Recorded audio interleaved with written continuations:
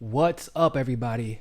I have a hilarious story about some former Pete Buttigieg donors who feel like they might have gotten bamboozled by the so called progressive candidate. Let's talk about it.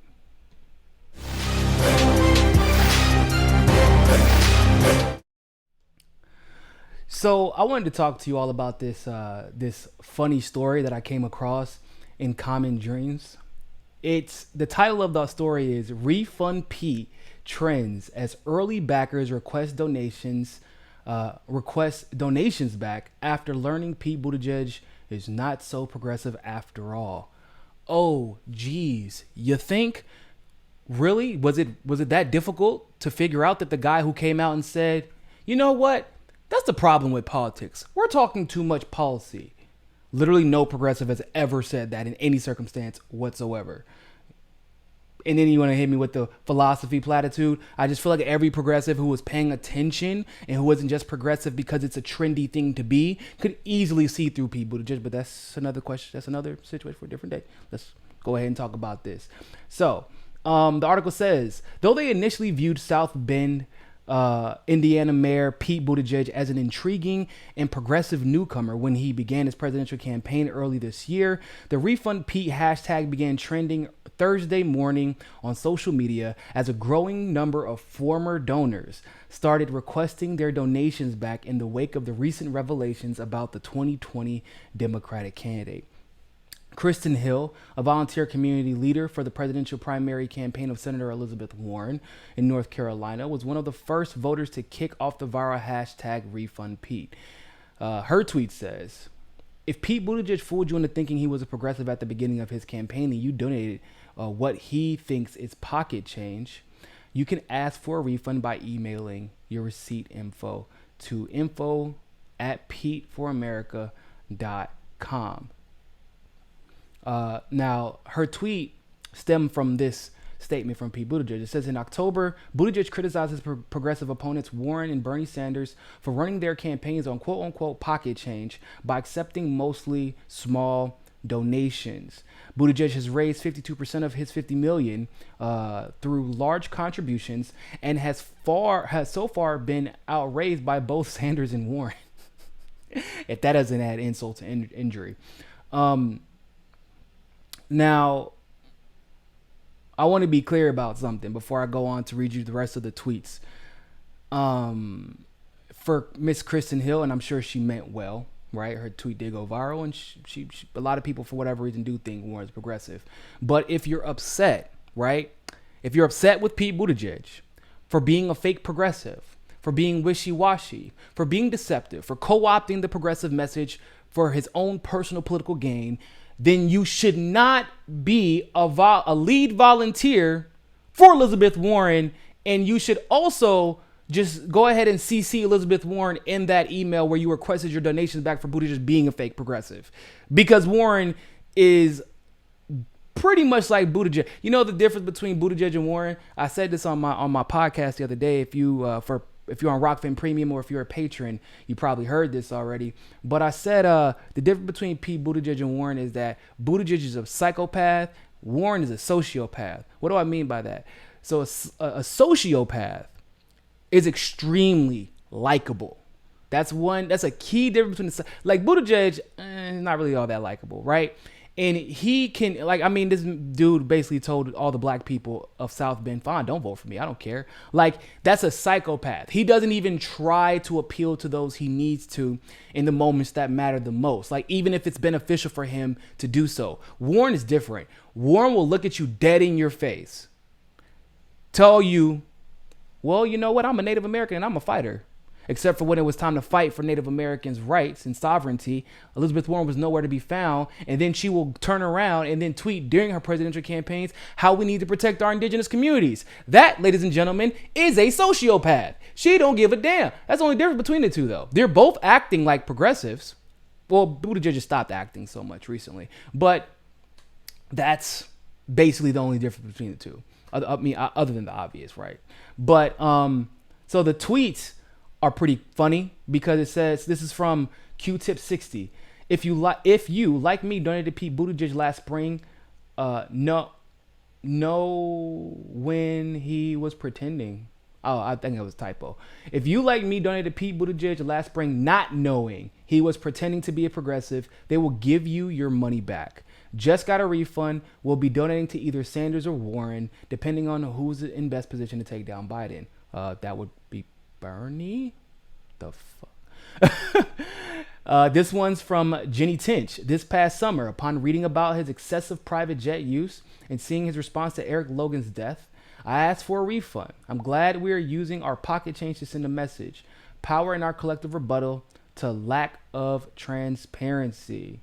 Another person, DC Johnson. I requested my refund from Buttigieg. BoldProgressive.org. The honeymoon is over. As Mayor Pete becomes under increased scrutiny, some don't like what they see and are asking for campaign refunds. Now, I must say, Kamala obviously just ate it, bit the dust hard. But once again, I gotta admit, this is beginning to be a little bit funnier to me, because for all the issues that Kamala eventually had leading up to her dropping out, she never had supporters openly coming out and demanding their refunds from a campaign, because you thought the campaign was one thing, but they feel like after information is rolled out, you are diametrically opposite of everything you said your campaign represented. And you are so much so that we want our money back. Like you fill out a contract and it wasn't what you thought it was at all. That is hilarious. It's hilarious. This once again shows what happens when the establishment is put under a microscope. I've said over and over again, you can only pretend to be progressive for so long before the chickens eventually come home to roost. And Pete Buttigieg is experiencing nothing different than what Kamala experienced. It came through a different avenue, but the results are still the same. Kamala thought she was top tier. Kamala thought she could pretend to be a progressive without ever introducing any bold policies or making any bold principle stances. Like that, she thought the same thing, remember? Now the difference was Kamala got boosted very, very early on, and so she became an initial target. Now, once Tulsi got the information, gathered the information, and made it public for all the world to see, Kamala figured out, oh snap, I forgot, you can't just be a progressive in name only. You got to be able to defend your record if it isn't progressive, or you get assisted by your record if you are progressive. That's why Bernie is doing so well. That's why Tulsi is now doing so well. That's why Warren is getting hit and taking a step back. That's why Biden is going to get his ass handed to him this primary. Because you can't just throw out the progressive label and then be like, I'm a progressive now. It's not how it works. When you hit that, you can be boosted by the media like Pete Buttigieg has been. But understand, when you decide to creep into that top 3 spot, that's your ass. Because now progressives specifically have a vested interest in covering every single thing you do and scrutinizing your past, your present, and what you might do in the future. And that is exactly what Pete Buttigieg is dealing with, and he doesn't know how to handle it. I will say though, I am impressed by the fact that they were honest enough to refund people who felt like they've been misled. So I will give him that. I will give the campaign that, I should say. I don't know if it was his idea, but hey, let's be honest. The only reason they're able to refund that quote unquote pocket change is because they're taking so much money from large donors. So I can't give them too much credit for it. This made me happy. And I've said for quite some time now, I said the greatest part about this election, it stems from the most irritating part of this election, right? They clearly flooded the field with establishment neoliberals. We've already accepted this. However, the best part about that dumb mistake was that they went all in. They pushed all their chips to the center of the table to bet against Bernie at the time. That was what they were doing, because they knew that with the money, with the name recognition, with the brand awareness now, with his record, especially on domestic policy, compared to almost everybody else's, it was a no contest. So they pushed all their chips into the middle of the table, and they thought that, with this little flush, that they could win the game without knowing that Bernie had a royal flush, which was his progressive movement, and the movement that he initiated in 2016 that eventually Tulsi bought into, Yang and his supporters bought into it for the most part. And even some Warren supporters buy into Bernie's movement, but they say he's too old and they need something new. He has too much baggage, but that's a different discussion for a different day. But the moral of the story is they bet all their chips and they're losing them. Kamala, Buttigieg, Booker even, these people were supposed to be stagnated as presidential hopefuls over the next decade or two. That's what was supposed to happen. Not this. You've just taken down involuntarily all of your future top tier candidates, all of the people who had name recognition, who had been groomed to be in the position that they were in, and then, eventually they fell from grace. Now what?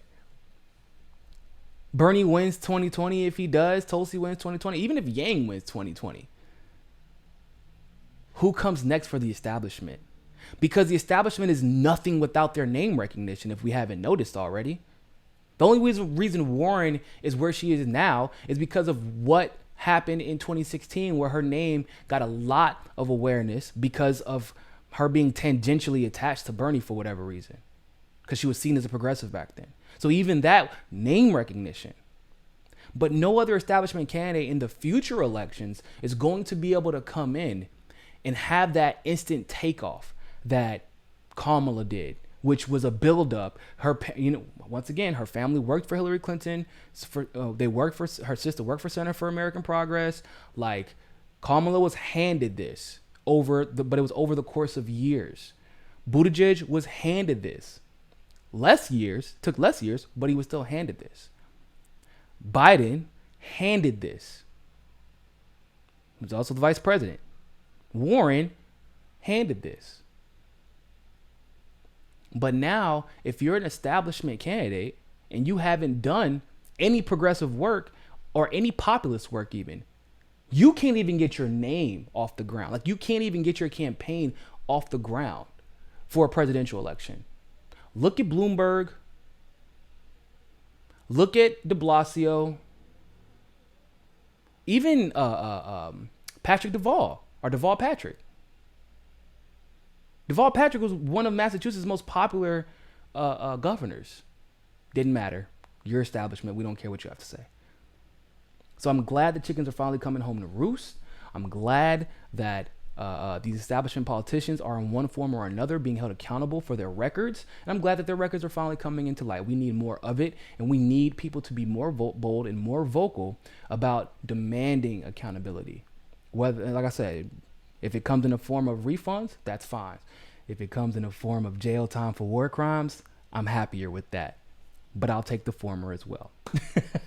With that being said, ladies and gentlemen, thank you all so much for tuning into that live stream segment of Mikasa Sukasa. Oh, hold on. Big Irv just sent a super chat.